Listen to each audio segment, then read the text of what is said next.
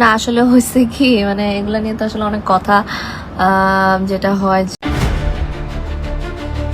এদিকে বাংলাদেশের জনপ্রিয় অভিনেত্রী তানিয়া বৃষ্টি এবার একটি লাইভ ভিডিওতে দাবি করেছেন যে তিনি হয়তোবা আর বেশি দিন বাঁচবে না। এমন কথা ভিডিওটিতে বলা হলে হঠাৎ করেই তার ভক্তরা চিন্তিত হয়ে পড়ে। যদিও এই ছোট পর্দার অভিনেত্রী বেশ কিছুদিন ধরে ব্রেন টিউমারের মতো মরণ ব্যাধি রোগে আক্রান্ত, কিন্তু সূত্রের রেশ ধরে জানা যায় ব্রেন টিউমারটি বিগত কিছুদিন আগে টিউমারটি অস্ত্রোপচার করা হয়েছে। অপারেশনটি যদিও সুস্থ স্বাভাবিকভাবে হয়েছে, কিন্তু টেনশন কিন্তু থেকেই যাচ্ছে, কেননা তিনি এখনও কিন্তু নিয়মিত মেডিসিন সেবন করছেন, যা না করলে বড় কোনো বিপদের আশঙ্কা কিন্তু থেকেই যাচ্ছে।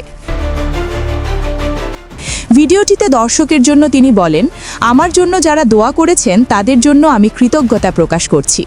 আজ আপনাদের দোয়ায় আমি আবারও আপনাদের মাঝে ফিরে এসেছি। কিন্তু এখানে দুঃখের বিষয় হলো এই অভিনেত্রী বেশ কিছুদিন ধরে হসপিটালে থাকার পরেও তাকে দেখতে যায়নি ছোট পর্দার আর এক জনপ্রিয় অভিনেতা আরশ খান।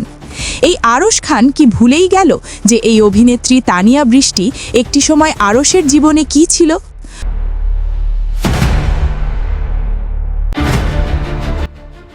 কথায় আছে যে দুঃখের সময় আসলে কেউ পাশে থাকে না, সুখের সময় আবার বন্ধুদের অভাব হয় না।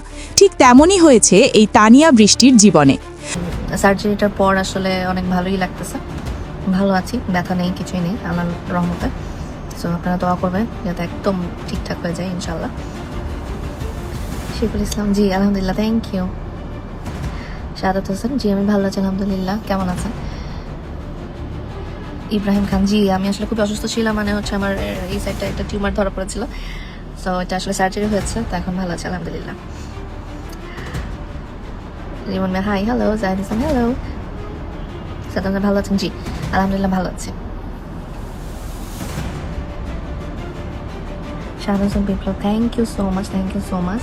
হ্যাঁ আসলে অনেকটা দিন গ্যাপ গেল, শ্যুটটা আসলে এতদিন তো অফ করতে হলো, তো ঈদে আসলে কাজগুলো একটু কমই হয়ে গেল, কিন্তু ইনশাল্লাহ ইনশাল্লাহ দোয়া করবেন সবাই যাতে আবারও কাজ শুরু করি। আসুন এই অভিনেত্রীর জন্য আমরা দোয়া করি তিনি যেন আবারও পুরোপুরিভাবে আগের মতো সুস্থ হয়ে ফিরে আসে আমাদের মাঝে। এবং সেই সাথে এই তানিয়া বৃষ্টির ইস্যুকে কেন্দ্র করে আরশ খান কি তানিয়ার সাথে অভিমান করে হসপিটালে দেখতে না গিয়ে কি সঠিক সিদ্ধান্ত নিয়েছে এই আরশ খান? এই বিষয়ে আপনাদের মতামত প্রকাশ করে দিতে পারেন আমাদেরকে কমেন্ট করে।